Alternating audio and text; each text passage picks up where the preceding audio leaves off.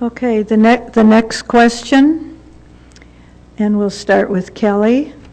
Please clearly state your position on the proposed well for the Sharon Heights Golf Course. I served for 8 years as Menlo Park's representative on the Bay Area Water Supply and Conservation Agency. And one thing that's clear is that it's important throughout the service region, throughout Bosca's 26 cities, districts, more local water sources are needed. In Menlo Park, we have an emergency well now on the Corp. I'm not sure if it's drilled yet, but on the Courtyard site over here off of Laurel Street, and I think that is a step in the right direction. It's so important for us to be conserving every drop of water. Menlo Park, still has a ways to go in terms of smart irrigation systems in its parks that water just enough to keep things looking nice, but not overwatering. I'm still seeing overwatering on the pavement out here over the last couple of years. The sprinklers go on at night, and it's very wasteful. So we've got to do a lot to conserve. We also have a lot of pipe leakage in Menlo Park, and I would advocate for improving our there's a lot of good technology that Menlo Park should be implementing in our water distribution system to detect and close those leaks. Thank you. Kristen? So I'm very much against drilling in the aquifer. On the Environmental Quality Commission, we've actually been looking at this issue for a number of years, and the very first time it came before us, my immediate reaction was that it was way premature to consider supplying water to the country club when we didn't have any clear set of priorities from the city's perspective on how to best manage that water resource. So I understand that the Golf and Country Club was trying to do responsible action in order to ensure their long-term needs, but we as a city need to make sure that we're meeting our needs first. So, I would say that that's a very clear issue that, to me, it's a non-starter. It's not really clear to me. There's been intense community opposition to this. And I'm not sure why it stays on the table. There's been a lot of staff hours been devoted to this, and again, it's sort of without understanding exactly what the city's needs are first. That said, I do think that we do need to be looking at water management as a city. There's lots of things we can be doing to conserve water that wouldn't necessitate tapping into the aquifer at all. One of the things that was very disturbing for me to think about was that there was an assumption that the flow from the aquifer wouldn't lead to subsidence, which is sinking of the land around it. And I didn't think that was very well analyzed. Thank you, Kristen. Drew? Thank you. I think this brings up an interesting issue. We hear a lot that staff here just doesn't have the time. They don't have the time for different things, different matters that need to be dealt with. So either it doesn't get done or it gets farmed out to consultants. We hire lots of consultants. But yet this issue of possibly allowing the country club to drill a well and use groundwater kept on coming back when, as it said before, it should have been a non-starter. We didn't have any groundwater management plan. So why would we, without any organized plan or procedure, just ad hoc allow a country club to access groundwater, which is potable water. This is water that is drinkable, and this is water that we all own, that is a community resource.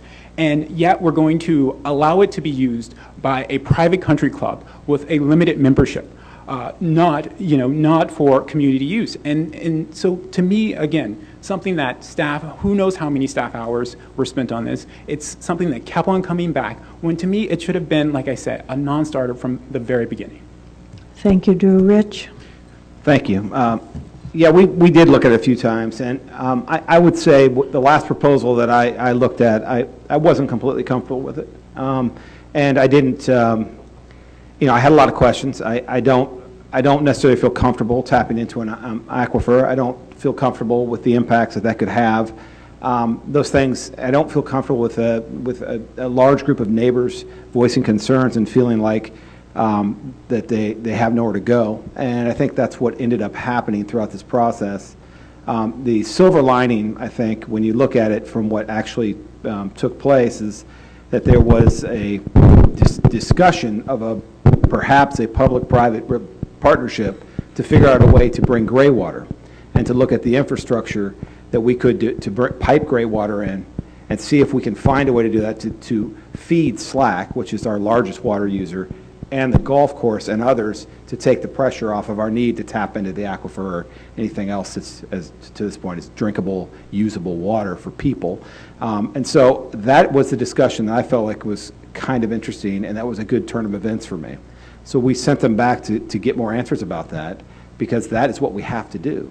And we need to have a long-term infrastructure plan for water and for gray water. I think that's one way to reduce the pressure. So there was a silver lining, but I'm not completely comfortable at this time with aquifer tapping.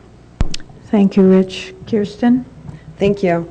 I'm not comfortable with this right now either. I think the whole point is to have a discussion. And as a community, what we have to do is we know we need a 20% reduction off Hetch Hetchy water by 2020. That's got to happen, and we have to figure out how to do it.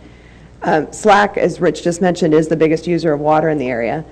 Sharon Heights Golf and Country Club is a large user. They purchase our Hetch Hetchy water, our pristine Hetch Hetchy water now. So all businesses, we sell water to them. We don't give water away to anybody. We sell it. And it's expensive, and it will probably continue to go up as this drought continues. So there's no proposed well right now. There's proposed discussions, and there's just discussions to figure out what can we do. And I think it's okay to have discussions. I think it's appropriate to have discussions to learn about, because if you just shut down conversation, then you don't get anywhere.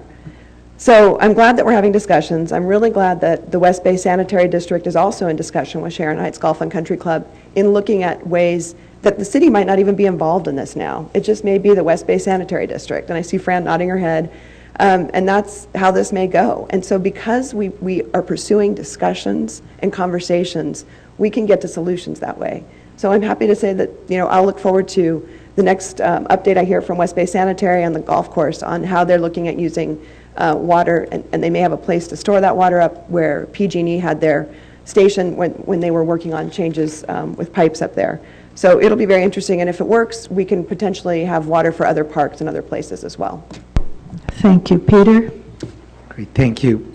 This is an example of there are often no simple solutions. As much as we don't want to have to drill a well into the aquifer, just keep in mind that the problem is right now is not only the golf course but also Slack are both two large irrigation customers that are using potable drinking water from Hetch Hetchy. We have to get these large irrigation users off of the Hetch Hetchy system. And so I was delighted too when we had that last council meeting and discussion at which the West Bay Sanitary District stepped forward to say that they might be able to put a plant that can recycle water coming down from Portola Valley, Ladera, and basically clean up and reuse that water that can be then diverted to the golf course in Slack. I think that's a great win-win solution for everybody and allows us not to have to tap into the aquifer. Thank you, Peter.